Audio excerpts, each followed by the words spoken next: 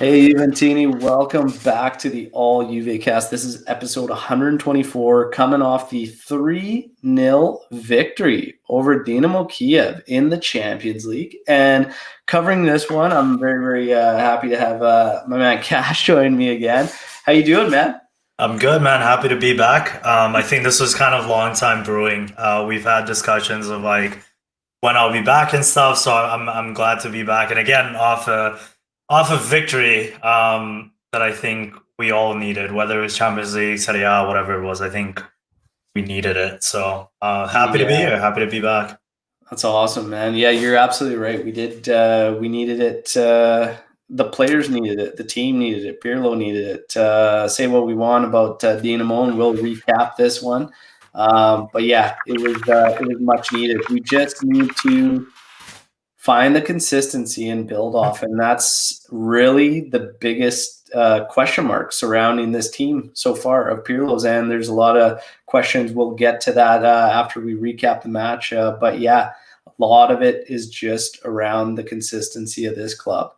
Yeah, and today I haven't really said anything on the pod, obviously, yet, just because of the timing and whatnot. But obviously, Maradona passing, very, very sad, very beautiful tributes all around football. Carlos Tevez, actually former Juve player, the most recent to do a tribute to him after scoring. And yeah, there's just it's almost surreal because you grow up, and for me it was a name just synonymous, and no matter where your allegiance lies as an admirer of the game, it's hard not to be kicked in the junk when a guy like that passes. But the tributes have been beautiful. I think Serie A did a fantastic job too.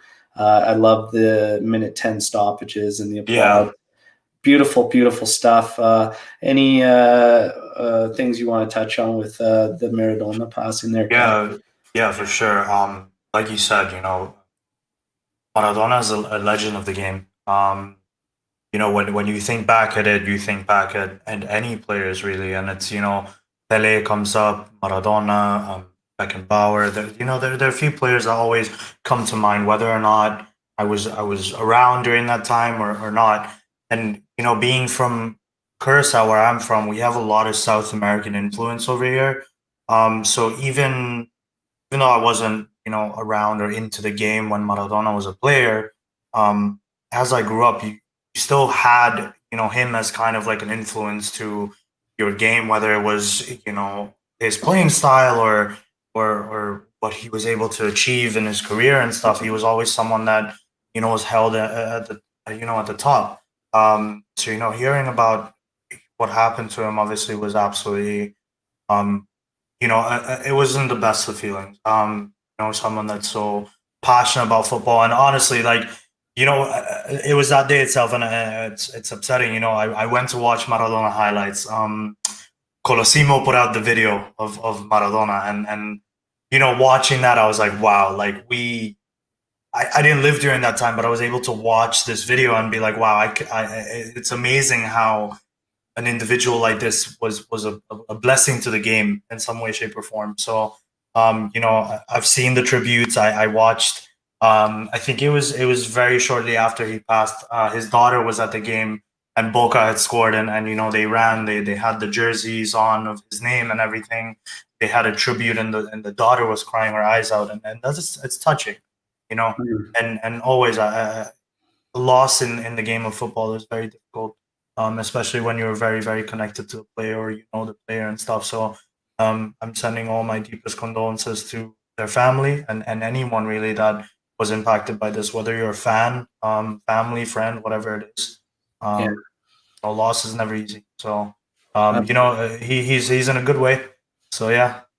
Yeah, absolutely. And talks, surrounding it, saying that football entirely should retire the number 10. That's, regardless of where you stand on that and whether they should retire the number or not. It really says a lot about Maradona himself and just Exactly. how huge he was. If they're actually talking about retiring that number across, that's insane. It's crazy. It was a huge, huge loss. But yeah, I mean, the video tribute was absolutely fantastic. And if anybody hasn't checked it out, make sure you do. But Dan Miller, a great job. Now, the business at hand. Yep. Juve and Dinamo Kiev. So we get the lineups, and we get Szczesny in goal.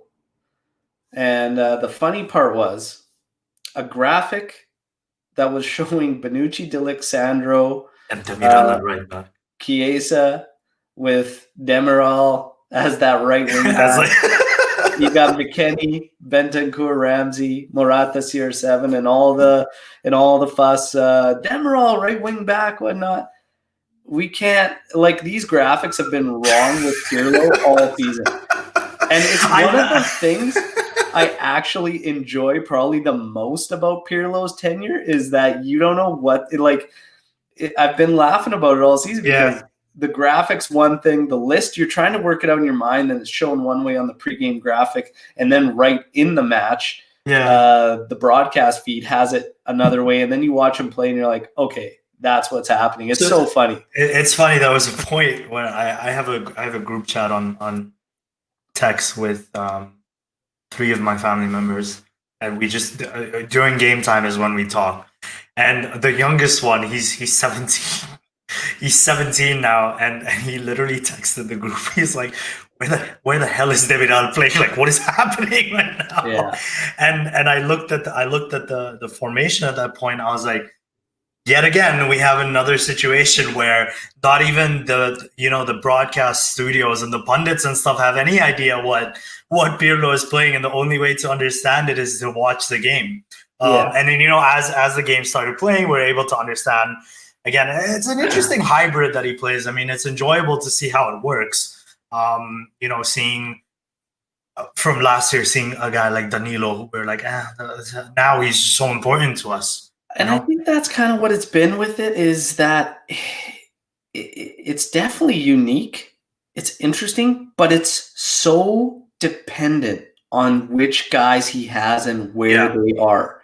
Because if he has even one cog in the wrong spot, it falls apart.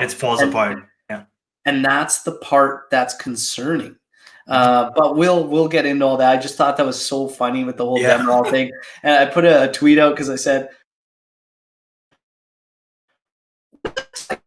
so far that people are actually believing Demiral would be right back in a match. Like, what does that say about what we've seen so far? It's just all over the place. But the lineup, other than that, I was fine with. I'm leaning towards us needing a flat 3 midfield, or just 3 consistent midfielders. I know we had Ramsey in there and he plays in the hole, but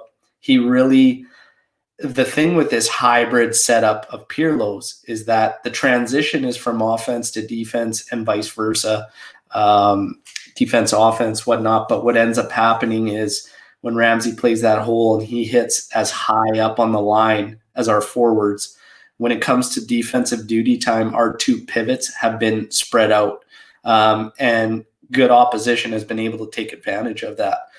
We saw Roma eat us up alive with the space, and we saw a couple other opponents take it to us on counters because our 2 pivots get overrun. But we'll see what was going to happen here. That's my only real thing with it, is just I want to see a more solid 3-man setup in the middle. But I know Pirlo's thing here is he wants numbers in the final third. He wants it to work fluidly into the press when we lose the ball, and that's what he's looking for. But other than that, I'm fine with the lineup. Morata's been an absolute pleasure to have back. I know you were on board with that one from the get-go. Big boy. I'm wearing his jersey again. I literally, he's There you go. I'm so happy to have him back, and I'm sure we'll touch base on it when it comes down to it. We'll CR7 back in the fold after taking himself out of a game. And this is another thing too. We had reports of him removing himself from that match against Benevento that obviously ended up in a draw. So on the initial reports, I was bothered because it looked to me like I was bothered by the fact that I wanted us to keep that continuity, to get that consistency. I didn't care that it was Benevento. I wanted us to build off that Cagliari match. Yeah. So I said, let's try and keep a lot of it the same, very minimal on changes. We were hearing 6, and then all of a sudden it was, well, Ronaldo's not going to make the trip because he's going to rest. At that point, it wasn't put out that he actually had a knock. And then it came out, the report that he pulled himself because he wanted to recover from that. And then people made it this thing like, oh, he's calling shots, he's pulling himself. Look, that would have been a lose-lose scenario for Cristiano Ronaldo, okay? That's a tough one because if he's plays and then the news, say we still struggle, say he struggles, okay? Or he gets hurt and further aggravates that injury, he's going to take criticism for why did you pull yourself out? It's Benevento. You shouldn't have been in the lineup, and all this. Yeah. Or this happens, he pulls himself out and he takes flack because, you didn't make the trip. It's a tough one. When I heard about the knock and he made the call because he wanted to recover, that's almost better because you're not hurting the club and you're not risking an injury. So it is what it is. It's shitty that we ended that match in a draw, but let's be honest, the other guys should have got the job done. Oh, for sure. And I think here's the thing here. I think it was such a big thing because it's Cristiano Ronaldo. That the media coming in or people coming in and say, oh, is Ronaldo running the club? Ronaldo's making decisions. Is that it's only the case because it's Cristiano. Yeah. If it was anyone else, let's say, like I'm not undermining their value to the team, but let's say it's McKennie, for example, right? If he were to do it, I don't think it would be, the reports wouldn't be as skewed or wouldn't sound as skewed as it did with Ronaldo. And it's like, oh, now all of a sudden, he's running the club. Is he making the decisions? Does Pirlo have it in him to, set the things straight? That's the world we live in. People need to make money off the media, really. So it's good that information came out to kind of clear things up. Yeah. But I think you're right. And Benevento, they put on a performance. They took advantage of what they needed to take advantage of, and I was watching the game against Kiev also with one of my friends who's a big Bayern fan, and we were discussing things. And after the first goal, he asked me, "Does Juventus have this thing in their mind, this tendency of just shutting off after the first goal? Like, is it complacency? Is it stubbornness? Is it like we're gonna score a goal and defend our lives? Like, what mentality do you have?" And it's like I just want to score. I want to see a 5-0 game. Like that's what I want to see. But it's almost become this thing where we just get used to it. We're like a goal in. It's like, all right, let's step back and pray the entire 70 minutes. We're not gonna concede. Yeah. It's frustrating. It's been like that for a long time. Where you just get this feeling like, oh man, we are going to run this down to the wire. We give lesser teams hope constantly, and we allow them to linger in these games and put ourselves in these adverse scenarios that we don't have to. But and that's what I think a lot of the hope has been. The hope was there for Sarri, that we would get this attacking football where we would get rid of this conservative phase and just start really clamping down and take advantage of teams, and unfortunately it hasn't been there. And Pirlo's got the same aspirations in everything he said, in everything he believes that's printed out there on his thesis. He wants to play attacking, he wants to play foot on the throttle, but he's also contradicted some things. But it's been a short period of time, and like I said, we are really starting to see what we touched on earlier, that it's very, very dependent that he get the right guys in the right place. And we will touch on that after the recap on these guys in certain positions. But one other thing to touch on, this was the first Champions League match for a female referee, Stephanie Frappart there, and she did a great job. I got to say. That was a great job by her. This could have easily turned into one of those matches where, hey, this, like, I'm here, like, look at me and do this. But she was almost unnoticeable because it was so good. There was probably one instance with Bonucci that could have it was a little interesting. But for the most part, I thought she really let them play, and I liked it. I think she let the game flow. And that's the most important thing for any referee, really. You want to have the game flow. Obviously, step in the right moments. There was, I think it was Cristiano's goal where there was the real quick review that they had. Was it Cristiano's? Yes, it was. Yeah. They had that quick review at some point, and even then she was calm. And I think she handled the game very well. I was very happy for her.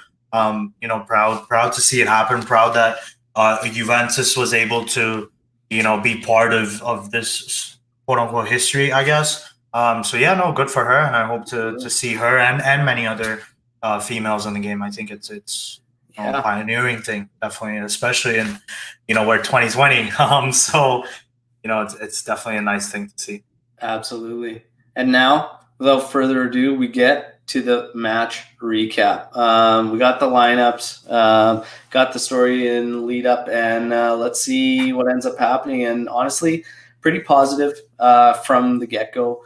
7 minutes in, Chiesa actually taking it upon himself to take a few steps into some space, have a rip, shot deflects off a defender, just ends up going wide. But it's something I've always liked about Chiesa, is just the direct approach. He just needs a small-sided goal, and he will take that. And I think more of our players need to start doing that, need to start just taking the initiative.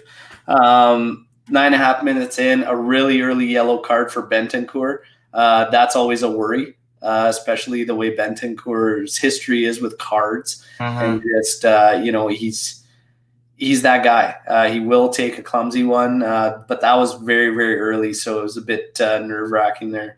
16th minute in, again, we're buzzing around the area. McKennie gets up very well for a header, but doesn't get enough on it. Stop, but he puts the pressure on immediately. We get a corner. On that corner, great deflection by Morata towards goal. Keeper stops it, and Cristiano Ronaldo almost right there, money on the spot for the tap-in, but they were able to clear there. And we didn't have to wait much longer. 20th minute, and a nice through ball to Morata, who makes a great run. He Sandro makes his run in. Morata goes into the box. Sandro puts a cross in, and Chiesa does very, very well as Ronaldo's occupying two defenders to find that space. Had a bit of work to do as the cross was coming behind him, but Chiesa did very well. You could say maybe the keeper should have done better, but pretty hard from that area. Bounced right off the ground right in front of him. Either way, 1-0 up. Chiesa's first goal for Juve. Awesome to see him score. Awesome that's in Champions League. We're 1-0 up early. I hope we keep the pressing. But, it was nice. Nice first 20 minutes. Yeah. I thought, maybe we could generate a bit more. And, again, we had some opportunities where you're thinking, man, instead of passing, maybe do this, maybe do that. Yeah. And seems to be a story. But for the most part, it was really good. 30th minute. Man, should have been 2-0. Cristiano Ronaldo just absolutely smashes one off of some great play again. Yeah. Some great play. I think it was that goal, that attempt itself, and we saw it throughout the entire match. The flow of passing in this specific game, I'm going to particularly discuss this game. The flow of passing was actually so smooth in so many different parts of the game. One of them was kind of leading up to this, and the way the team was working together, being in the right position, right areas, and stuff like that.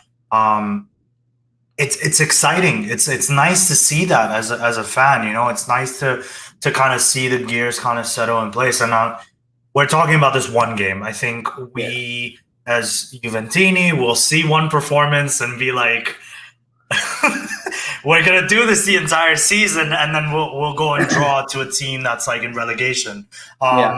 You know, we have to take it one game at a time. But I was very, very happy to see the way this game flowed.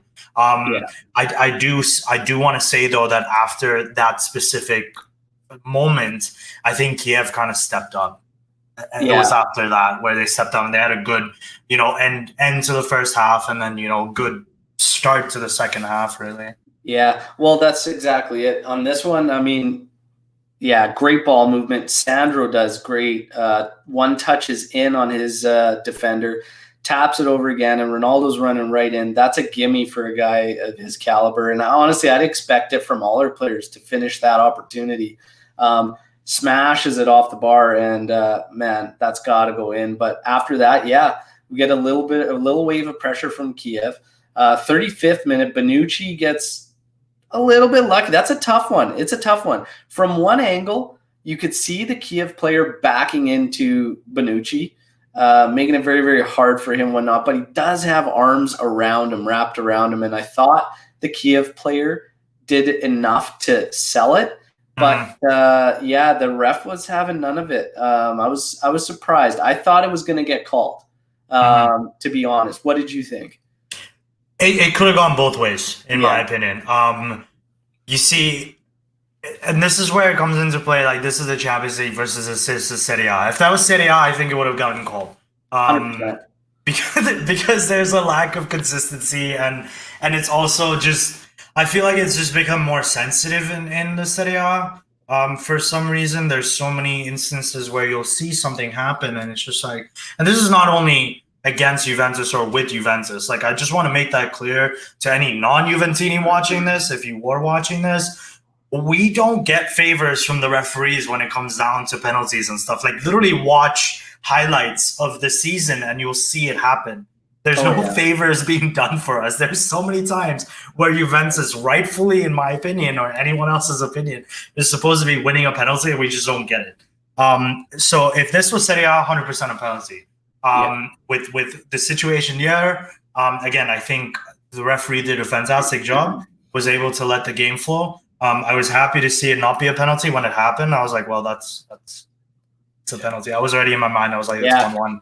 But no, I'm happy to see that it wasn't. I was expecting it for sure. So, yeah, luckily, no call. And then 5 minutes later, again, Kiev put a little bit of a wave there at the end. De Ligt gets one wrong. He misread an aerial. Kiev player did well, chested it down, and Szczesny on the money there, bailing us out. Big stop there. And that kind of closed out the half. Overall, at half, I thought it was a good half overall. I thought it could have been better just in terms, again, of generating opportunities. I thought it was kind of, I was happy with everything. I was happy the way the guys were playing. I was happy with the ball movement. I just thought it needed to be a little bit more decisive in the final third. Just, again, a couple opportunities. Juve just tries to be a little too cute rather than just get that job done. That's my only tidbit that I would say on the negative, but like I said, I was happy with it. McKennie and Chiesa sticking out to me as just having a great, great first half from those two guys. Your thoughts at halftime, Kash? To touch base on what you said, like in terms of it being cute, I do agree. And I don't know, since like I can't track back right now to think of when it started. It's not only been a Pirlo issue, I think it was with Sarri and Allegri as well. I can't remember the last time we've had a game where we've had X amount of shots taken from outside the box. I feel like there's this thing in the mind of like either cross it in or play it, try to get into the box, get it in the box and have a nice little tap in or get it past the keeper or whatever it is. I've not seen that killer instinct from outside the box. And I was hoping that when we had Pjanic, we'd see it more because we know how much of a strike he has. We saw it every now and then with Dybala here and there. We've seen it with Ronaldo. But then it comes down to the lineup, I guess. It comes down to the players playing. And then when I look at the players playing, the only people I could think that take outside the box shots is Cristiano and Chiesa are the only two people that come to mind. I don't think we have that killer instinct just outside the box when it comes down to finishing. So I think that's where the cuteness plays in. It's like pass, try to get the ball into the box, easy opportunity. I do agree. We could have been a much more better with the opportunities we had, or could have produced more opportunities. It's always what we want. We want to consistently see attacking football. At the same time, have a solid defense. So yeah, overall happy with the first half. I think I'm kind of on the same boat as you. I would love to see some more of a killer instinct in front of goal, whether it was saved by the goalkeeper, whether we scored, just to see more opportunity generally. Yeah.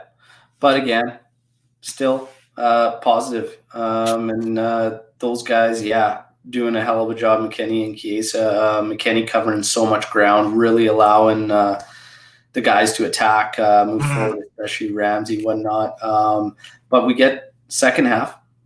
Again, Szczesny got to come up pretty big in the 53rd minute on what looked to be a cross that nobody got to and could have easily fooled Szczesny and gone by, but he stays sharp on it, makes a big save. Minute later, CR7 ends up getting a shot that's saved by the keep there, and then a couple minutes later than that, again, Chiesa making a great run, ends up putting a hard low cross right where he needs to. Looks like keeper he's dealing with Morata right in his face, and I think keeper initially hit it, bounced off Morata. It's going in goal, but CR7 comes in and finishes just secures it. Yeah, just make sure it's securely in there. Yeah, and there you go. There's and sorry, actually, this was the 2-0 goal in 56 was actually Morata's finish. No, that was CR finishing. I'm pretty sure it was Cristiano. Cristiano scored. I was getting them mixed up. So CR finishes it. This is the one that goes to VAR, and they review to no avail. It's all good. Counts. It's 2-0. And now I'm thinking with 2-0 is probably where you're going to see some changes out of Pirlo, because we said Kiev had some waves here and there, but it was nothing really, for the most part, pretty toothless, we got to say. So you're probably going to end up seeing some changes, and it wasn't much longer. It was like 5 minutes. You'll end up getting Bonucci coming out, Danilo going in, Ramsey coming out, and Bernardeschi going in. And this ended up really being something once Danilo went in there. Because what it did was it moved De Ligt to the center, to the true heart, and it put Demiral over on the left. When this became, it ended up being Sandro, Demiral, De Ligt, and Danilo out on the right, and it actually looked amazing for the time we saw it. It was really, really nice and clean, and Danilo gave us a lot out of the back there in terms of moving the ball forward and advancing it, because we don't get that out of Demiral. And to be honest, I'm fine with it. I don't expect it out of him. And it was one of the things that made it awkward when you had Bonucci in the heart, Demiral on the right, De Ligt on the left, and then Sandro closing it out. You essentially pushed a center back as a right back. It was awkward. It was a bit awkward. No, there was, like I said earlier, my cousin asked me like what the hell is going on, and then we saw it happen. There were so many moments where seeing Demiral up there was just weird to me. Even though it was like he was doing the job, he was getting things done the way it needed to be done. He did what he needed to do. It was just weird seeing him in that position.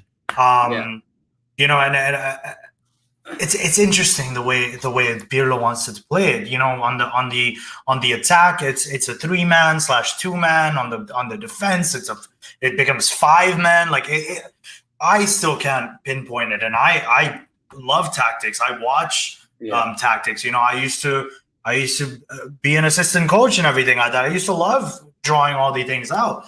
And, till today, I still find it very interesting. And, it's interesting to study, to see how Pirlo plays and stuff like that. And how, these pieces are just, touch wood, fitting right now. Yeah. Obviously we could see more consistency from certain players. But man, Danilo has been amazing this season. Yeah. I just want to take a moment to say that when he first joined, we switched him. We traded him for Cancelo, and everyone, even me included, honestly, me included, was like, this is a horrible trade. This is a horrible transfer. The first season he was there also I just wasn't keen on it. I don't know. Has he been to 1 season, 2 seasons? Danilo? Yeah. Danilo was with us last season. Last season. So, yeah. So, seeing that, I was like, it's just not, he's just like, he's a player, you throw on to just finish out the game, if anything. And now, this was the first game where he didn't start under Pirlo. And it just goes to show how much of a reliance there is. And, you can argue that, okay, Chiellini's not fit or hasn't been fit at all. You can argue that Bonucci is just coming back from an injury. But in my opinion, even if these two guys were fit, Danilo would still start over them. And just because they've been consistent, he's been consistent. And I have a sense of trust in it. It's a weird way to think about it, but amen. He's one of the first guys I would throw in there with the list if I were to name him. I remember leading up to the season seeing that post. Danilo Pirlo is using Danilo at center back, and I said, I'm still sleeping. I was like in bed, still looked at my phone. I was like, no, I'm still sleeping. That's not true. And I was laughing, right? Like, I'm like, there's no way. I'm sure if you look at my history and you look at my tweets, I've definitely clowned it. I was like, well, this is going to be interesting. Yeah, but it's been unreal. It's been unreal. Good shout there, because he has been good. One of these other players coming out, Ramsey goes out, Bernardeschi coming in. Bernardeschi putting together a nice little string of matches. Really, really like what we've been seeing out of him as of late. After the international break. After the international break, it seems like, he's kind of, I'm not gonna jump the gun and say he's back to form. He's putting out good performances here and there. He's not as unbearable as he was before. I have this thing where I always used to scapegoat Kedira because I just did. And then, Kedira stopped playing, and then it became Berna for me, where I was like, I would think back to Berna's, career with Juventus so far. And the one performance I always narrow it down to was his performance against Atletico Madrid. That was his best game with Juventus till date. And when I saw that, I was like, this is the player that I want and need wearing the Juventus jersey. And we just haven't seen it. And I'm not saying we've seen it this season either, but it's just good to see him given, good performances.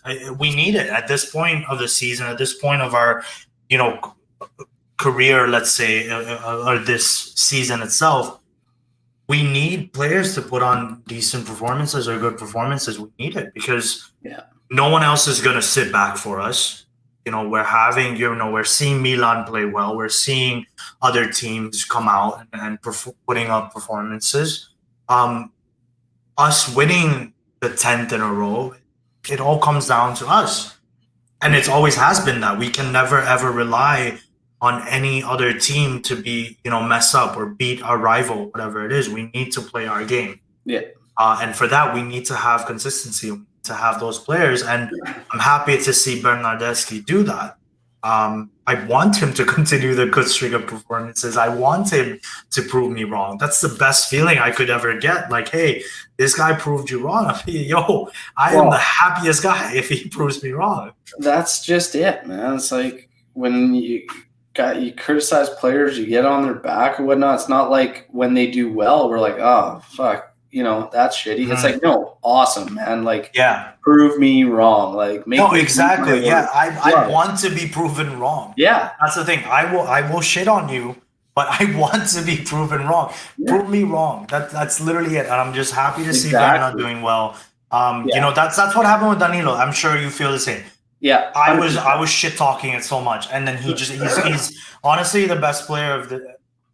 He's just one of the players that comes most consistent. There we go, most consistent player. And I'm gonna throw it in, and people are gonna say something about it. Cuadrado as well, with some of the things that he's done. Okay, it's questionable, but how much have we relied on him? Yeah, well, that's the thing is we've relied on him huge, just because again we just have holes. We just have holes in the lineup and the roster that he's filling, and he hasn't had opportunities to rest. This was an opportunity which was great that we could offer that to him because he needed it. Yeah, he did. You saw it in the match before. His position, even Danilo's position, they're not easy positions to play. A lot of people that haven't played that position or haven't played the game and are just fans or whatever. I'm not talking down upon anyone here. I've played for a very, very long time in my life. I've played right back before. It's tiring. Playing fullback is tiring. But then if you're playing a position where you need to switch from offense to defense, like Danilo is or like Cuadrado has been doing, it takes a strain where you're like, what do I do now? Do I push more up in front? Do I stay more back? And that matters a lot. And I think that only, it has to be the right player. And I'm happy to say that we found that in Danilo, because I think he switches from offense to defense at the right times. Yeah. And he puts in a shift. Even last year, when he was not doing anything spectacular, I said the entire season, like it's documented on the podcast. I said, watching him play, you can tell that up here in like he's got the sense, he's got the brains, he knows where the ball needs to go, he knows when to carry, he knows what to do. It's just his execution for whatever reason last season was just not where it needed to be. But watching him, you knew he was doing the right things. It just wasn't. The execution wasn't there. But man, this year the execution is there. He looks a lot more comfortable. Yeah, it's been great. 65th. So 61st minute, we get these changes. 65th minute, a great run from McKennie up the byline, cuts in. Chiesa ends up finding the ball after one of McKennie's touches. He runs it in. Ends up passing it into Morata, and Morata a couple feints and then finishes it. Pumped for my fantasy team. Pumped for Morata. Oh man, don't talk to me about fantasy, man. I was doing so well for the first 5 weeks of every single league that I took part in, and then just after that, I was like, well, fuck it. Like I just never. That's always a bad thing about me. I'll start, I'm pumped, I do well, and then I just lose out on it. Yeah. But no, when he left, when Madrid took him back, I was upset. I was upset because I loved him.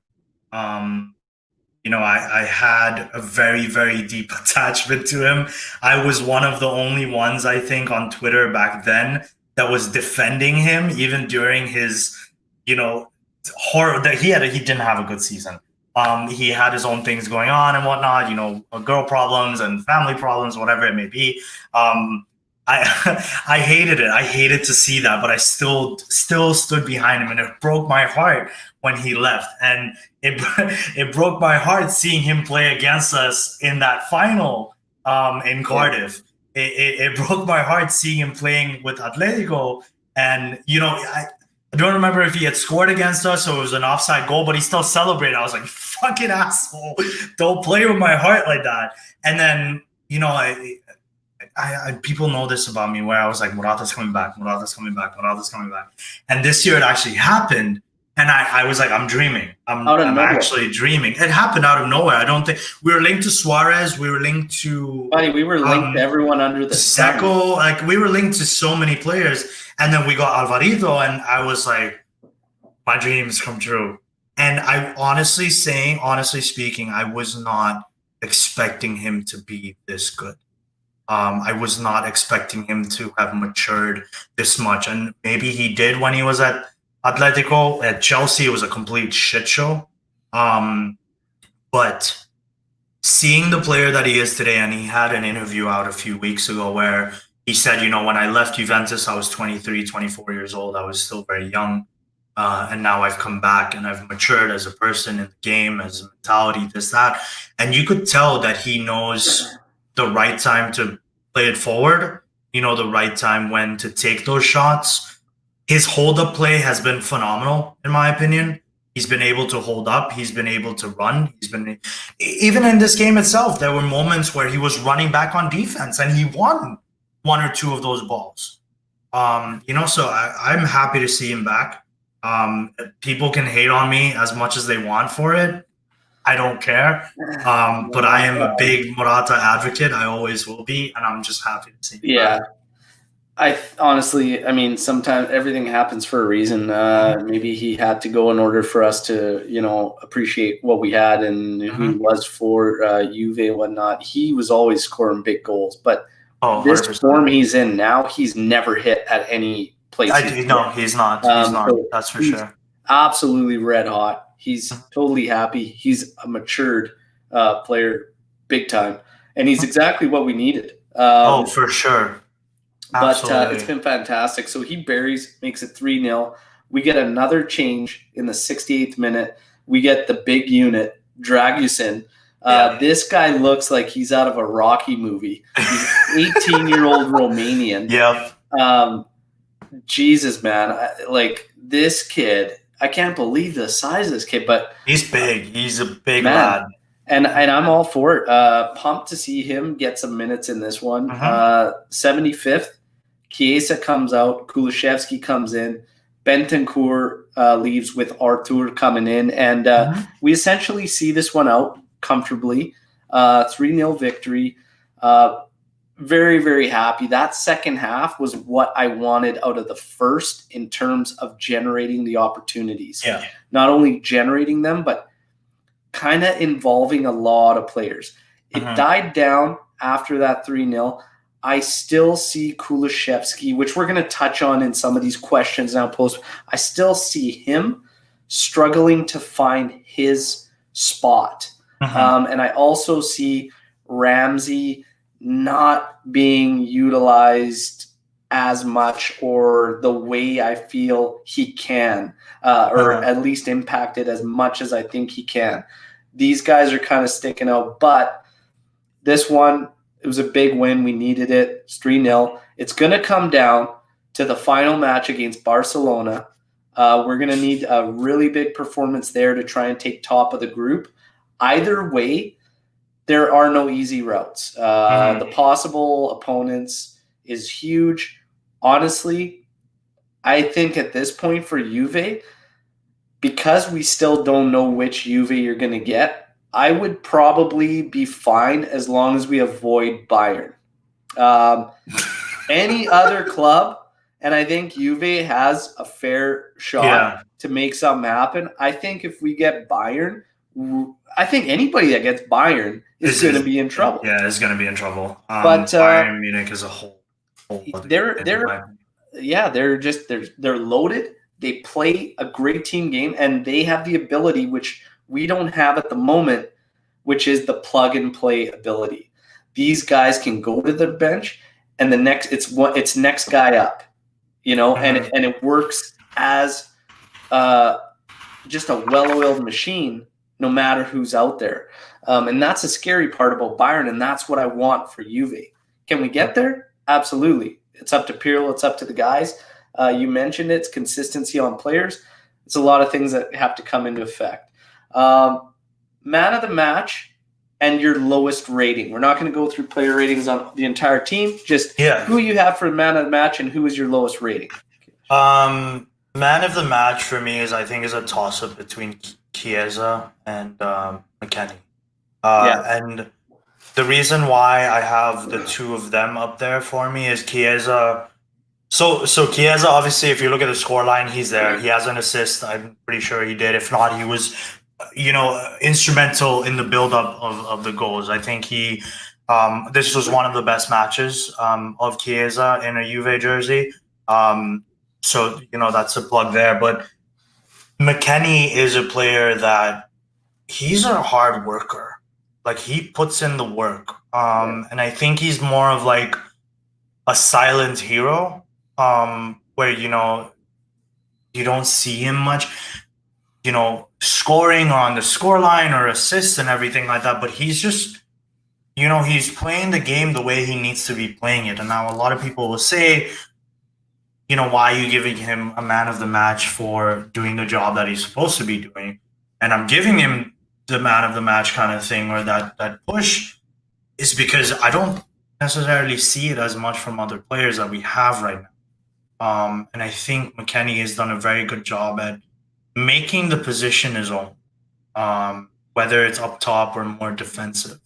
I would go still with Chiesa over McKennie in terms of man of the match. So for lowest rating, I think everyone did what they were supposed to do here and there. It's tough for me to put someone the lowest rating. Maybe if you were to offer your insight, I think I might be able to just like offer more to it, but I'm just trying to pinpoint it, and it's just difficult. Well, yeah, and I get that. I mean, it was pretty good for the most part. I had one player as my lowest rating, that player being Ramsey. Only reason is because I felt he went invisible in this one. I thought, I was constantly torn as to what is he doing, because if McKennie wasn't in that midfield chewing up the space like he did, I think Ramsey would have really highlighted the problems that we get where our two-man pivots get chewed up, because a lot of the time Ramsey was up top with CR and Morata, but he wasn't becoming that link to get the ball from either our flanks or our backs, mids, and get it up to the forwards. He was right there with them, and he wasn't really getting anything. And he also didn't do anything extravagant defensively. He seemed to run a lot, but with nothing actually coming out of it. So I just gave him the lowest rating. But again, it wasn't an atrocious performance by any means. It's just if I had to single one guy out, I felt he went invisible. Man of the match, same two guys. Could have gone either way. I slightly give the edge to Chiesa, and the only reason was McKennie had a few instances where he did cough up possession, one being in an area you don't want that happening. That's the only faults out of the whole game, but otherwise you'd have a hell of a time trying to pick between those two guys. But with both of these guys, we see something very, very similar, and that's Chiesa. Again, we talk about Pirlo's setup and how I think it's so dependent on where you, not only the personnel, but where they're placed. Because Chiesa looks a different player on the right side than when we used him on the left. McKennie had a match. Pirlo had tried him on the outside, which all of us called at the start of the match. And he was invisible, even for all his work rate and whatnot. He was running to no avail, and it took him out of where he needed to be.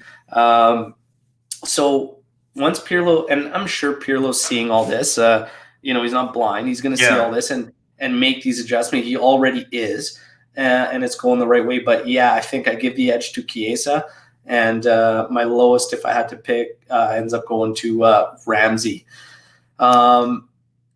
Questions and comments and everything. But Lalo writes in, is Ronaldo sometimes wasteful? Now, he continues on to say it's just him being picky because of how ridiculous Ronaldo is and could score these worldies and stuff. But is he sometimes wasteful? And I don't think we have to limit this to Cristiano Ronaldo. It's just, again, like we talked about at the start, something that's usually nothing is always heightened because of who CR7 is. But that opportunity, he's got to bury. A guy of his standards, and he knows it. You can read it all over his face and his reaction after. He knows he needs to put that in, and that seals it earlier for us, gives us, a better stance, puts it 2-0 coming into the halftime. And not only that, but I hold him to that standard the same as I hold Dybala the match before when he couldn't finish 2 opportunities that I thought he has to bury. And we know Dybala struggles, but no, he's not. He is at times wasteful. Ronaldo scores incredible goals, but he misses a lot of chances where you're thinking, man, you got to put that in. Yeah, for sure. I mean, now to touch base on that, we're not talking about the Ronaldo that played in Madrid. We're really not. I'm not saying he's a horrible player, but absolutely not. It's just he's come into a different team. He's adapted in some way, shape, or form to this team. To call him wasteful, okay, I do understand where it's coming from, but for every 10 shots he missed or 10 opportunities he should have put behind, how many other opportunities has he actually put in goal for us? How many times has he bailed us out? How many times have we been like, and trust me, when we played against Benevento, at one point I was like, God damn it, why isn't Ronaldo playing? Yeah. And that's the thing. We have the reliance on him. So in my opinion, he can fucking waste as many chances as he wants, as long as he's putting those goals in. And of course, it's frustrating to see it happen. You think of Ronaldo, and a lot of people are like, oh, when he was at Real Madrid, he did this, he broke so many records, blah, blah, blah. He's come into another league. I won't say new league anymore because he's been there for 3 years already. He's come into another league with a completely different mentality of how it's played in Italy. We could see it from his first season, where it took him a good while to get adjusted to how Serie A was. He didn't score until Sassuolo. And when he scored that goal, it kind of opened the floodgates. It was great. I was happy. I think everyone was happy. Could he do better with some chances? Of course he can. Could he make better decisions? Of course he can. But I think everyone can do that. Exactly. And I think it's just highlighted, by Lelo or whoever else. It's because it's Cristiano. Yes. It's just because it's Cristiano. If it was to Lelo's defense, he did say, is it just me being picky? And there was multiple in the questions that actually said, is it just me, or does Ronaldo sometimes kill our play by trying to do a little too much here and there? And you got to take the good with the bad. Like, you got to take the bad with the good. You touched on it. Look, this guy is scoring goals for us, which is what he needs to do. Does he sometimes get wasteful? Yeah, but you could say that for all our guys. We talked about it on this pod earlier.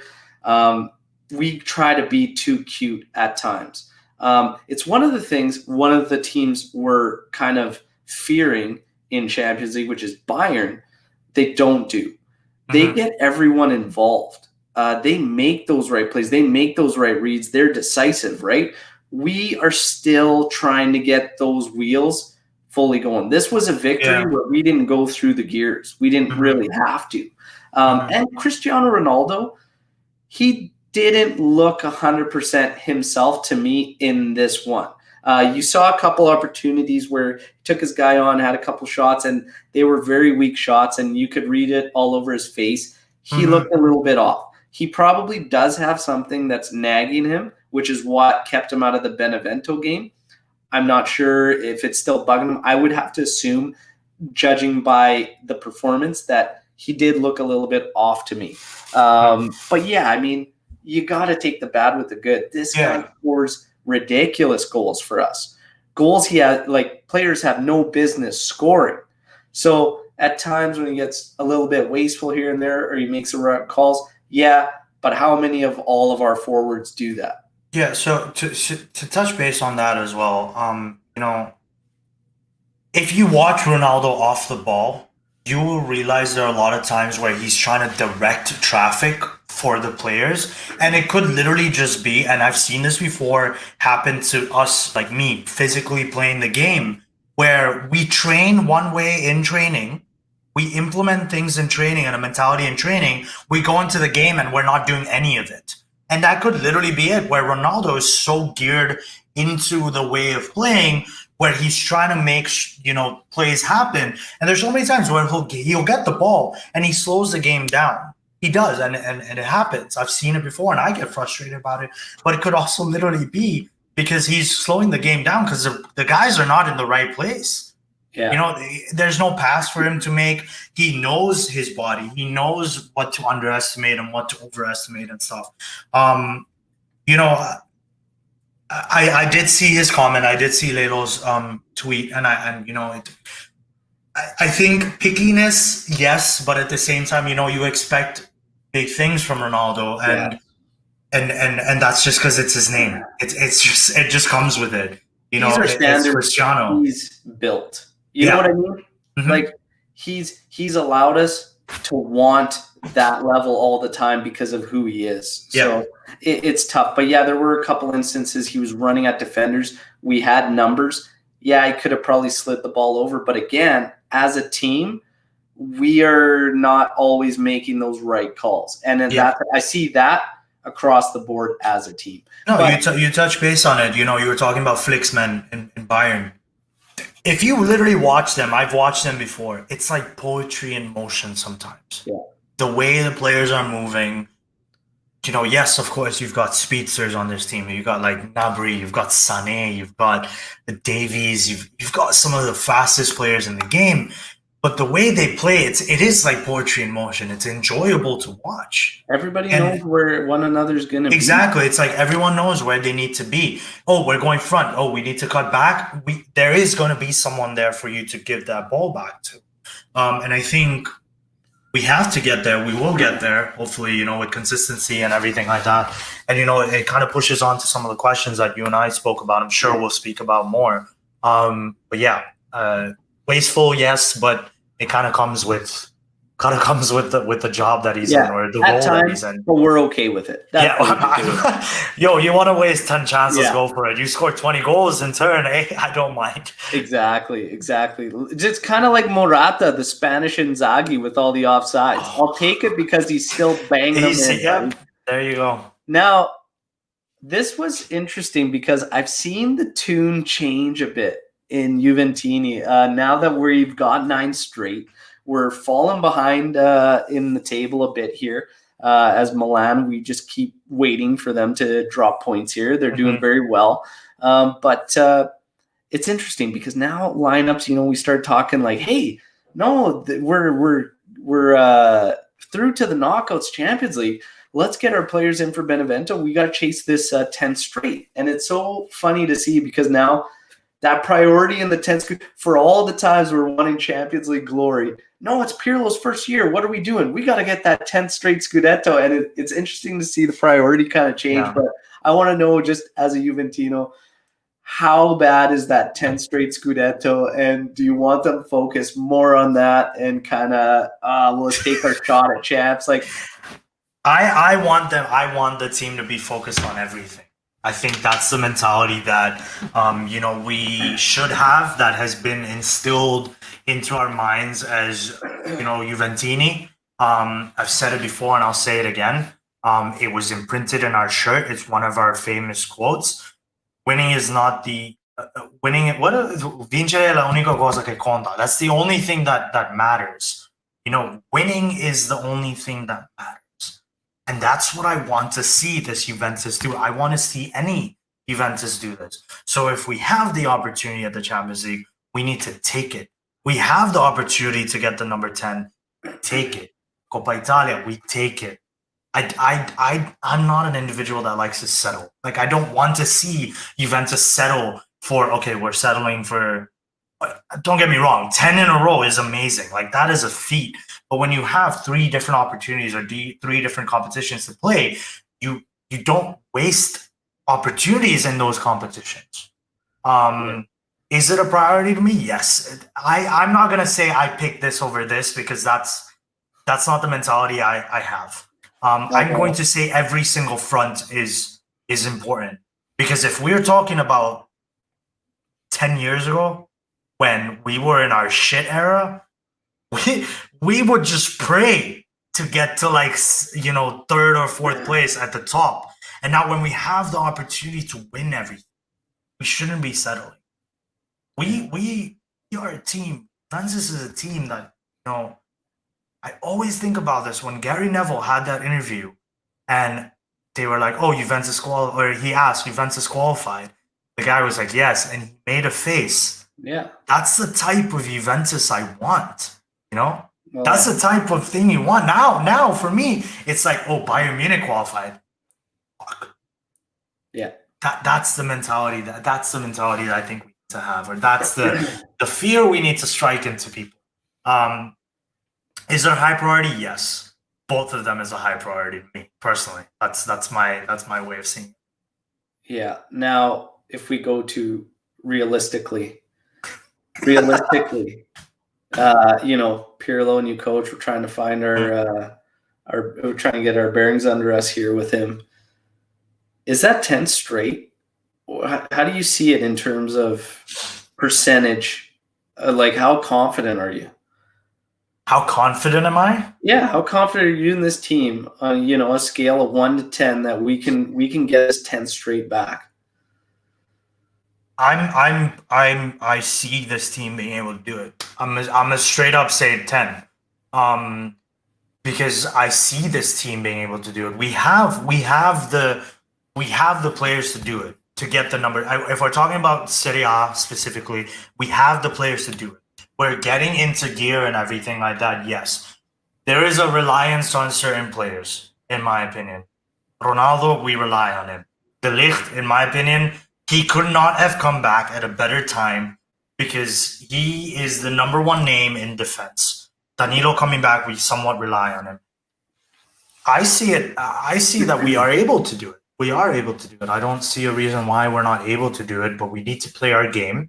And when we're playing against any team, big or small, relegation or top of the table, we need to be putting in our 110%. And people will come across and say, but how can you balance that with the Champions League and everything like that? There are 16 other teams able to do it in the Champions League that are dying to win it, whether they're a small team or a big team. And we should have that same exact mentality. Yeah. And these guys in the team, Ronaldo is Mr. Champions League, whatever it may be. You think guys like Arthur came to Juventus to just win one trophy a season? You think De Ligt came for one trophy a season? All these guys that have joined, I don't think they've come with the ambition to just settle for winning the Serie A every single year. I think they're out there to get everything, and I think we have it in us. Yeah. It's just a matter of seeing it happen or putting it into place. And I'm seeing it here and there happening one by one, step by step. It's a building process. I mean, we had that whole for Sarri. It didn't work out how we some of us expected it. I love it though, man. You're at a 10. I'm drinking water because I've been battling a cold here, but I love. Don't get cold. You got me so pumped that I wish it was a beer. Oh man, no, I feel you. 10. I love it right across the board. It's true. I think it's important. 10 across the board. But I really I want that 10 straight. So for sure. 100%. I 100% want it.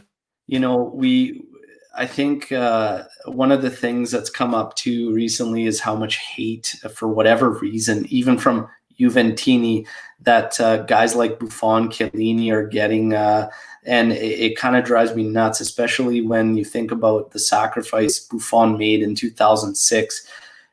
People really need to realize he gave the ultimate fuck you to our rivals that tried to take us out completely, because they thought there's no way in hell Juve is going to retain these guys. And those guys that stayed, that was the ultimate fuck you to the rivals, and they stayed for the stripes. Buffon had teams with blank checks ready for whatever the hell it took. He did that and sacrificed. People want to talk about it like it's one season in Serie B. It wasn't, because it was all the work that was going to have to put after in all those years to build everything back up. Juve back to where they needed to be. And it was Del Piero's final season with Juve where they finally achieved that. And Buffon is still going. He left PSG, yes, but he came back. And he came back and he's happy with the lesser role because he is just Juve. Juve and Buffon are synonymous, and it bothers me for the hate and stuff, but this 10 straight Scudetto, like, it's huge for me, again, as a big FU to the rivals and everything, just to really stamp that one in there for them. But I think one thing that it's important to note is there's 2006 was 14 years ago, and I'm not saying that we have 14-year-old fans. I'm sure we do. We have we also have a very young fan base. Do It's a normal thing, especially with Ronaldo and all the players that we have and whatnot. But I've said this before, and I'll say it again. I'm very strong about it. 10 years ago, Juventus 10 years ago, and the mentality of fans and everything on Twitter itself is so different than what it is today. So different. I remember the old guard. Rav,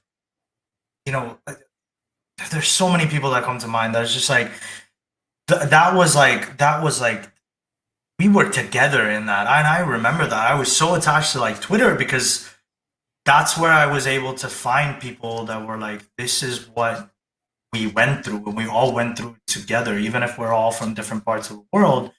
And I think a lot of people just don't relate to it anymore, relate to that anymore. Maybe because they're new fans, or maybe because they're over it. I don't think I'd ever be over what happened, with us, because it was tough. It was a tough pill to take, tough pill to swallow. We fought through a lot of shit and banter. I'll laugh about it sometimes, like, oh, we signed like fucking Jorge Martinez. Like, I'll laugh about it.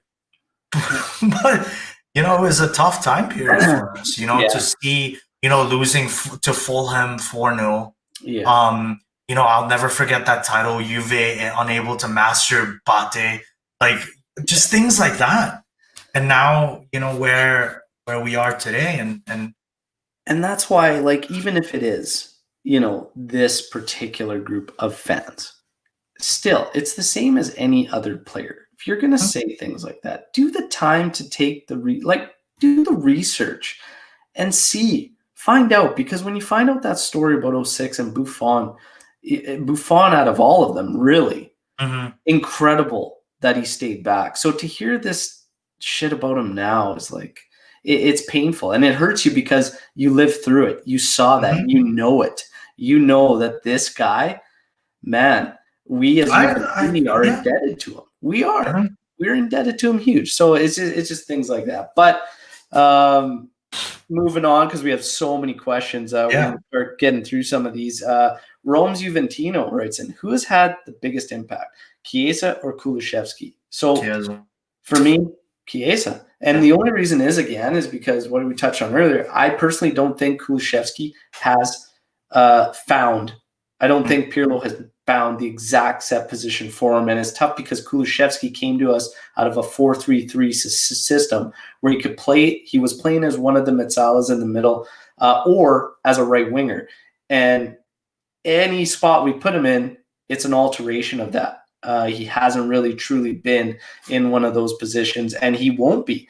The nice thing about Kulusevski is he has the opportunity to be a trequartista, I think, and give Ramsey competition there, but we have yet to see it, and I want to see it, and I hope Pirlo gives him an opportunity. This is how it would work out. But right now, I think Chiesa, night and day on the right as opposed to the left, and I think Chiesa's slightly ahead of Kulusevski. You agree? Yeah, no, I 100% agree. I think Chiesa is well ahead of Kulu in terms of impact that the players have had. Don't get me wrong, Kulu started the season off tremendously. He scored the first goal of the season. Was it him? Kulusevski, yeah. I think it was him, from what I remember. Yeah. He was the first one to score the first goal of the season, and he started off tremendously. And I'm not putting any doubt into his ability. He's like 19, 20 years old. He's young. He's young, and he has a lot to play for, a lot to settle in, and everything like that. I just don't think that he's necessarily found his mojo. Whereas Chiesa, he's fit in. It's working for him. The way it's being, kind of the way the formation has been implemented. I'm happy to see it, but I also want to see when Kulu gets that opportunity, wherever it may be, to make it his own. Maybe it doesn't necessarily go as Pirlo planned, but if he's able to make it his own, who knows? But yeah, no, Chiesa has had the biggest impact. I'm not putting Kulu down for anything whatsoever. I think he has a lot of potential. He's very, very young. There's a lot to learn. I'm glad to see him at Juventus. Looking forward to seeing what he's able to do next year. Absolutely. And I think both are going to be part of our future, to be honest. And I think they're going to do well. I just think, Kulusevski, we still got to help him out there, sort him out. J Doggy Dog, my man, he's been on here before. He's an awesome guy. Quite excited to see Dragusin more. And you know what? I agree. And we probably will, because Chiellini injured, and now Demiral, news come out today again, injured, probably another 10 days or so. Frustrating, very, very frustrating. This kind of all ties us into Chris from Wakefield, who's also been a guest with his question, what's our best 11 at present? And a follow-up question that we'll get to as well regarding Dybala. So, yeah, Dragusin, excited to see this young Romanian, and the injuries are frustrating. It's frustrating because it feels like we are constantly dealing with these all the time. And, you know, I thought bringing in this trainer from way back was going to do something, but at some point you have to question the staff. I mean, we just go through such a ridiculous amount of injuries, and you got Chiellini getting injured again. He hasn't even stepped foot on, like, in a match again.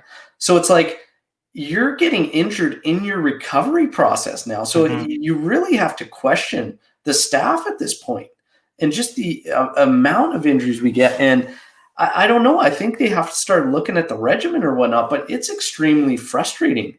Our best 11 at present, whether he's talking, you know, for guys available or whatnot, I'm going to do my best 11 in terms of our players. Yeah, go for it. Even I was just writing down like whatever game. I think it's going to be really, really tough because there's so many factors, and we've seen such drastic changes in the team based on who's out there. Yeah. But I think using Pirlo's setup, I have De Ligt 100% in the heart of the D. Yeah, 100%. I mean, Szczesny's our number one. We don't need to get into it. Yeah, that's kind of given.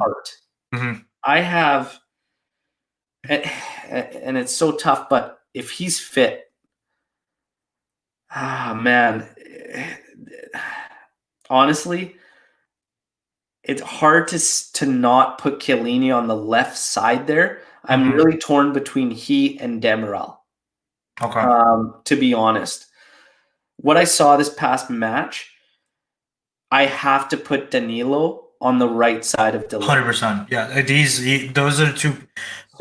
So I have our goalkeeper, obviously, that's kind of given. The first two names I wrote was De Ligt and Danilo. Yeah, I have to put him, based on what he's done, to the right of De Ligt. That leaves that left spot, and it's so hard to not put Chiellini in there. And I think I'd be happy with either him or Demiral, to be honest. Because I think outside of that is where we really start to build this best 11. Sandro on that left wing back. On the right wing back, this is hard because Cuadrado could be given the freedom. But Chiesa's got something about his direct approach. Yeah. If the only thing is that Cuadrado's given us more for a longer period. So at this point in time, it's really, I want to say Chiesa. I really do. I need to see more of what I just saw from Chiesa, and I need to see it against tougher opposition. And consistently. That's exactly what you need. So maybe you go Sandro, maybe you go Cuadrado. In the middle of the park is where it's McKennie has to be in for me. Rabiot has to be in for me. Then that leaves you the third. And honestly, I play 3. I don't worry about that role in behind the forwards. I probably put McKennie in front of De Ligt, and I push with 2 other mids, Rabiot being one, probably Arthur being the other. And then up top, Morata and CR7. Yeah. And that's probably how I shape our best currently. How did you have the rest of the team fill in? Yeah, so I had Tech in goal, De Ligt, Danilo. For that left back or that left center back position, it's tough because I would love to say Chiellini, but he's played one game, really. So I'm thinking at present with what we have right now, and I would love to put Chiellini in there. I'm not doubting what he's able to do. I said this in my group chat with my cousins. When Chiellini got injured the first time this season, it happened during a game, and I said Chiellini is done for. And I had to clarify that he's not done for in terms of ability. He's done for in terms of fitness. Sometimes an injury is hard to come back from. Even if you come back, having taken rehab for a year, come back at your 100%, you still have that trauma of injury. It's still there. Maybe you don't feel it, but it's still there. We talk about it so many times. When Del Piero got injured, and he came back, wasn't necessarily that same player anymore. He adapted, yes, he did adjust for sure, but he wasn't that same player anymore. And I think that's the situation here with Chiellini, is that he is, on the fittest of days, he would 100%, he'd be one of the first as well, my lineup. I just don't think I can rely on him fitness level right now. And I might get hate for it, and so be it, but that's just the case of it. So I would, and it's just tough to see, who else to put there, because Sandro has just come back. Demiral has had 3 or 4 games, really. So it's just difficult for me to put someone there. And I don't like him, but in terms of consistency so far, I'm going to put Bonucci there just because we can somewhat rely on him, based on, him being a stagnant kind of person there. I would much rather not. But if I were to line the team up, I would put him in defense with De Ligt. But I would not want to put him where De Ligt is, because De Ligt needs to be in the middle of that field. He needs to be in the middle of the center, in the middle of the back line. So it's difficult. That one position is the only difficult part that I have, because everything else, I have Chiesa on the right, Rabiot, McKennie in the middle with Arthur there. On the left, I do have how many people is that? 1, 2, 3, 4, 5, 6, 7, 8. Morata and Cristiano up top. That left back I have, or that left wing back is Sandro, I think, would be the guy I would put there. I'm not doubting Cuadrado. I love Cuadrado, but Chiesa just offers a bit more of a killer instinct than Cuadrado does. So I think, I'm just missing out on that left center back position. I don't think I can put someone there. I think you might take some heat with Bonucci coming here. I will. I mean, I will take it, because I have shit on Bonucci so much. I don't like him. But if I were to put someone in there right now, just based on fitness and everything like that, I think he's the safest bet, just based on current performances. That's my rationale behind it. The second part is Dybala reduced to cameos. For me, it's easy. It's yes, until he finds the true Pablito that we know. Yeah. Absolutely, he's reduced to cameos. We know Morata's got the 2-match ban. Yeah. So he's going to get his opportunities, and he's got to make it count, because he's on the outside looking in. He's been there before. But it's up to nobody but himself to show who he is and get himself out of the cameo role. But I don't think he has to be reduced to cameos. I think right now he is, because of his form. But when he comes back, it cannot be he and Ronaldo in this system. Morata is key. Mm-hmm. So it's got to be Dybala, Morata, or Ronaldo, Morata, and somebody else has to be able to play that 9 role the way Morata does, and we don't have that. We don't have that. And that's going to be a problem because in Pirlo's setup, you have to have someone that plays at the 9.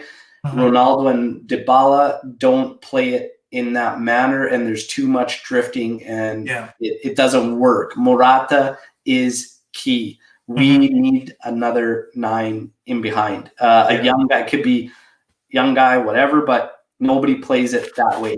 Yeah, no, I think the next 2 games where Morata is out is going to be decisive for seeing how Dybala plays. I love the kid. I'm calling him the kid as if he's young. He's probably my age.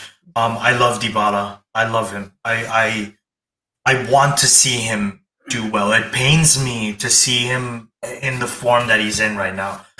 Whether it's, the back end, the back stuff of like contract renewal and this and that and blah, blah, blah. I want him to perform well because we know the potential, not potential, we know what he's capable of. We know what he can do. We saw it last year. I think last year he was amazing. He was absolutely amazing last year. And I want to see that again. It pains me to see him play like this, and I want it to get over with. And prime example is when, it was the last game where he had the opportunity to bury it, and it's almost textbook for him when he was able, when he, I look at Dybala, it's like I look at the miss, and it was a textbook goal that he used to be able to score, and he missed. I want to see him back there. Yeah. Is he reduced to cameos right now? Yes, because just because other players are playing better than him right now. Exactly. He has an opportunity with Morata out to really, really shine. I really hope he does. There are some people that, think that I'm shitting on him or something like that. I'm not at all. No. I want him to do well. And I'm hoping he does in the next 2 games. And I'm hoping that Pirlo has the difficult decisions when Morata is back on how to play things. Because I want it to be difficult for Pirlo. Because that just shows that you have another player that can slot in there, or you can have another system, or you have another player you can rely on. Yes. It all kicks off with the Derby della Mola. Dybala's really got to put his best foot forward here. And show us the Dybala we know and we've seen. He's got to get back in there. No matter what the reasons are, he's got to figure this out, because regardless of Juve's plans for him, we need him this season. So he's got to get it together. It's going to be critical for us. So is he reduced to cameos for the time being? Yes. Last couple. And don't worry, you guys listening, if you haven't seen your questions on here, I got a special treat kicking off tomorrow. So if your questions didn't make it on, don't worry, I got you all covered. But Eric writes in, has rotating players been worth the risk of continuity? We still seem to be inconsistent overall, and I contribute that to not having the same 11 on the pitch consistently. I have to agree with Eric on this, just because when we've had a couple solid outings, we see quite a shift in personnel to the next one. Now, I'm all for resting players, but when you have a work in progress and you haven't really hit stride, I think you gain more by making only a couple subtle changes here and there and plug your players in. Not only that, but Pirlo has used guys that you could see from the starting lineup. You can spot it like that's going to be an issue. And he's done that a couple times. But he's experimenting, he's finding out. And for the most part, we don't see that happen again. Like, for instance, McKennie that we touched on earlier, I don't think we will see him as an outside ever again this season. So Pirlo's trying things. It isn't working, but I think he has now come to the pretty much the end of any kind of experimenting. He's got Sandro back. He's got De Ligt back, which is big. He just needs Dybala to get in form. He needs to find a home for Kulusevski, and I think we're on to something. To be honest, he's got Danilo playing great. De Ligt's back. Yeah, I think he's a couple things away from really making it happen, but I want to see more. I just want us to see get a little momentum. I want us to see the changes minimal and just picking out the right time to rest certain guys. I think it's been a little too much, too often sometimes. But yeah, I do agree with Eric on this one. What are your thoughts? Yeah, for sure. I think it's one of the questions that I brought up myself when we were kind of, Yeah. discussing things and saying, what's the right kind of formation, what's the right kind of like setup, really. Um, it's difficult to say because we're rotating right now because Pirlo is still trying to find that consistent. It doesn't help that there's injuries and everything like that. Um, it doesn't help that some players are in form, some players are not. It would be easy for any coach really to just slot in and be like, all right, I'm gonna play these 10 players and they're all gonna be fine. Um, you know, we still need to find that starting 11. We still need to find that consistency, and obviously it's going to hurt when you've got injuries or you've got to change players here and there to try and adapt for the many different competitions we're in, or trying to test things out here and there. So yeah, it is going to risk the continuity behind it. It's going to risk a lot of things here and there, but I think it's necessary right now for us to be able to achieve better in the second half and move forward. So it is, yeah, sure, it's a risk, but it's a risk that we just have to take. It's not like Pirlo has been with us for years. When Allegri joined, we were experimenting. Hell, our second season with Allegri was a shit show. Like At the the way we start, yeah, started, it it was was an normal. absolute shit show. We're doing better this season than we were there doing that season, Yeah. but we still came through, and that's because we were able to adapt. Now, do we want to see consistent results? Of course we do. We're fans. We want to see 3 points every single game. Is it unreasonable? Yes and no. Um, I think it'll get there. I think it's way too soon to kind of say where. Um, I think it's way too soon to say that we're risking continuity here and there because we're still trying to find it. We've had players coming back from injury. We've had players getting injured. We're trying an entirely new system in comparison to what we've done over the past 6 years or so. Um, so yeah, I think in time it'll fall into place. I hope it does. Well, um, yeah, that's all we can do is hope. yeah. But no, when it's good, it's been really good and night Mhm. and day compared to what we've had to deal with the past couple seasons. Um, I keep reiterating and telling people, go back to those matches where we didn't get an attempt until minute 67 or like watch that and then watch this season and tell me it's not better. It is. It's just there's growing pains, but he's on to something. Like I said, he's a couple cogs from really having something that we could work off of. Last and not least, but one player to add in January. Who do you choose? This was one you brought up, and a couple others. There's a lot of talk amongst Juventus trying to pinpoint what characteristics we're missing and who that guy is. Mhm. This is a strictly fantasy question. One player to add in January. Who do you choose, Cash?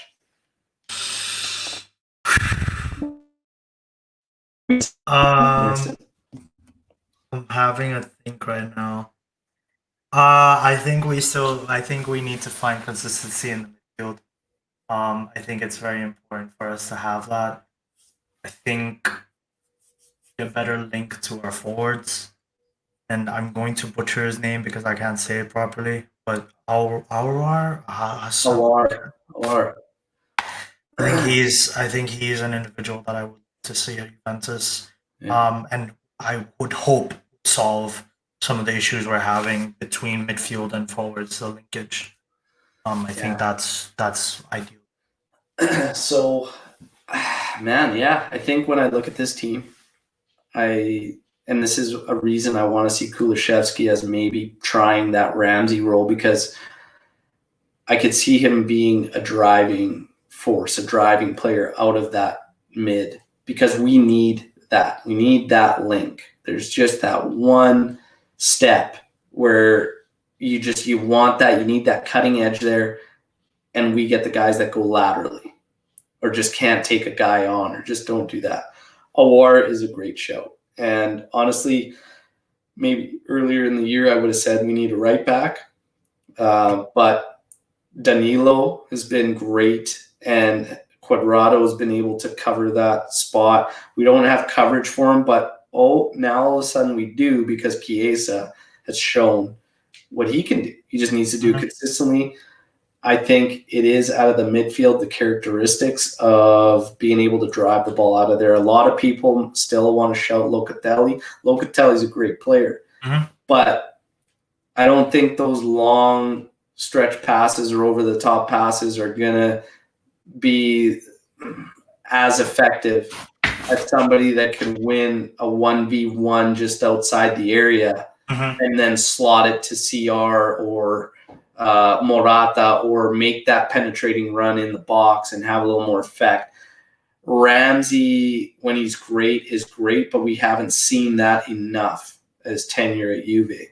Awar is a good shout, man. Honestly, the only other spot right now on this team that I think you can make a shout for is getting a 9 that's an alternative to Morata, because of how key playing it as a true 9 is to the whole setup.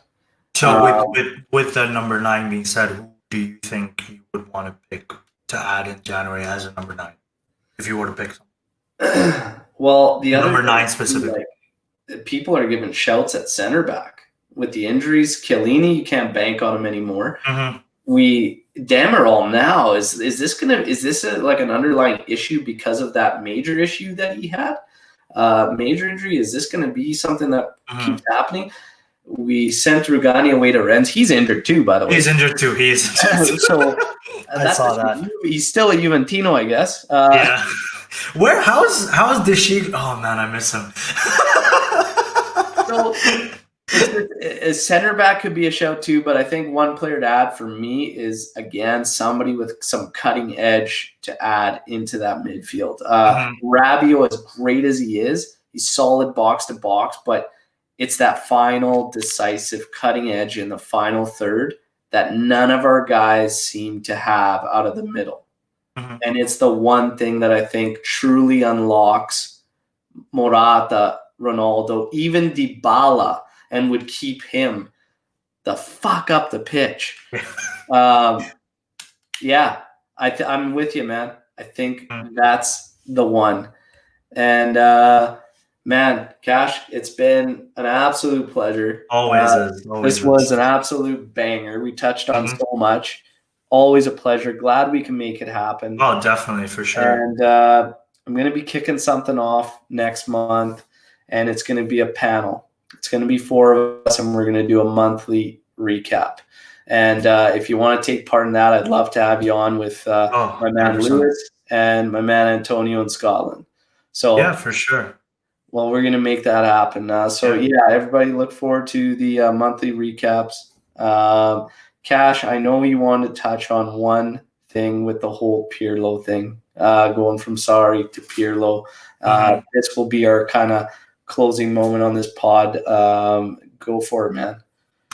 Yeah, so I think the question I had, or the thought that I had, was obviously Pirlo was appointed as the under-23 coach. We were all hyped for it and everything like that. Sarri was sacked right after, the loss to Lyon. And then all of a sudden, just literally within hours, Pirlo was appointed as the coach of Juventus, or a manager of Juventus.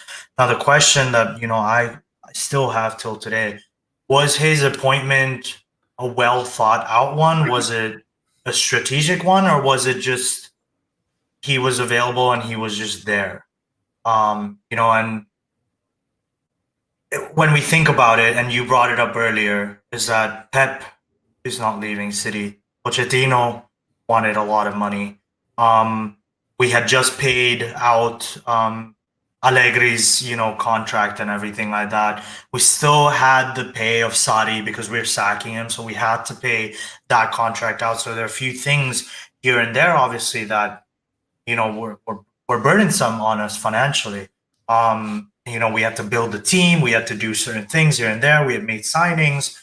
So yeah, of course. Was he just there, or was this a well thought out strategy? And I think this can go both ways. And I guess I'd love to hear your thoughts on it because I'm posing the question, and we can kind of touch base on it as we go. And curious to know what you think. I think it's been a strange couple years, because even when I think back to Sarri, it seemed like such a shit show. It seemed like even Sarri was plan C, Mm-hmm. And the way it was going with Sarri, I mean, you could see it all over the place that it just wasn't a fit. The players, you could read it on their faces. He had issues with Ronaldo at one point in the season.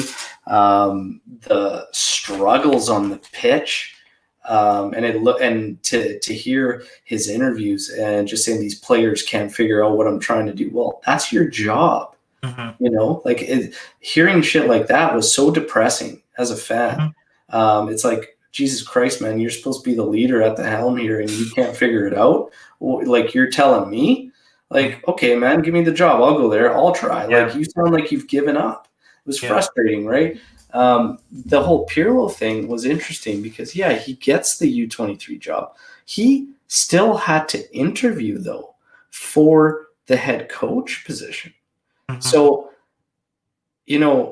he probably put his thesis out towards him and what he believes in. And honestly, if people still haven't read Pirlo's thesis, I highly recommend you read it. Yes, because I suggest you should. It's fantastic, and it's amazing when you hear about how he wants to play and all the influence. And then seeing it actually happen. Yeah. There's so many times where I've read the thesis and I see the game, like I see us playing, and there are moments and glimpses where I'm like, holy shit, like he's taken words and put it into action. There's a fantastic video on YouTube if you search how Pirlo's tactics work or whatnot, and it's actually working off his thesis, and it's a detailed diagram in action showing you what he basically, it's acting out the thesis. But if he goes in there with that, it's exactly what Juve is trying to achieve. Trying to achieve last season. Foot on the throttle, stop playing conservatively, just attack, get more goals, play, this beautiful attacking style of football, total football. Because really we've wanted the change ever since Ajax. That was the eye opener for Agnelli, where they come into our house and they total football the shit out of us. Yeah. And we look old, tired, and he's steps ahead, has always been steps ahead. I was not surprised that he was finally like, we got to make a change. You can see where we were at. We looked like a tired old football club hanging on to old beliefs, in my mind. Pirlo comes in there and he spouting all this. Yeah, I'll buy the whole case, buddy. I'll buy 2 flats of it. Let's go. I think it does a few things for the club. I think, my biggest concern, my hope, is that they're not using it as a scapegoat to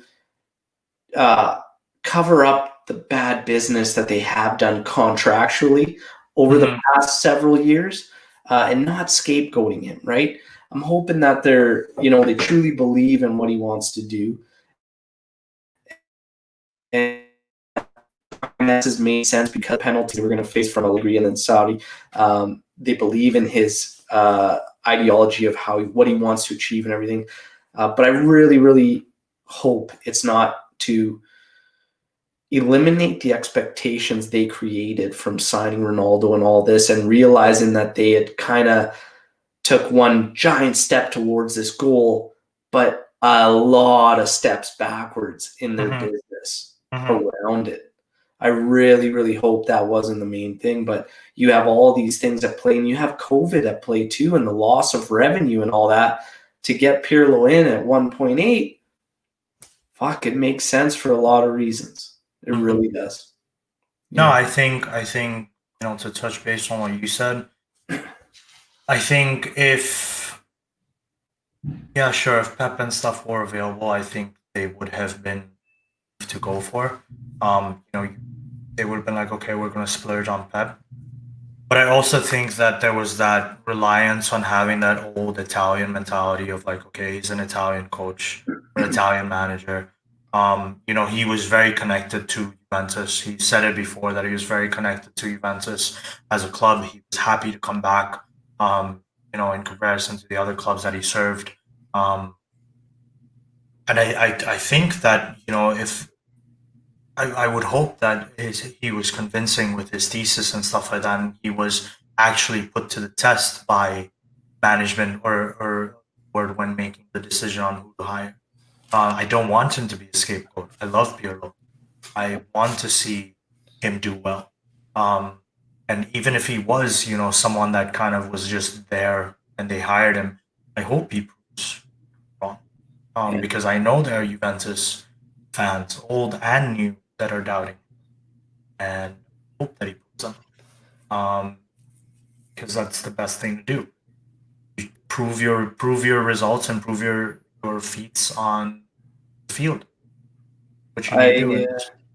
So far, I think it's been difficult, but it could be worse because we're done well in the Champions League. We've qualified already. I was talking to my friend before the game against Kiev, where it's a relief to go into a game where you're qualified with 2 games left, and the worst quote unquote game is against Barcelona next week, where we don't have to worry like, oh shit, we need to beat Kiev today to qualify, or if not, we're gonna play Barcelona and they absolutely annihilated us.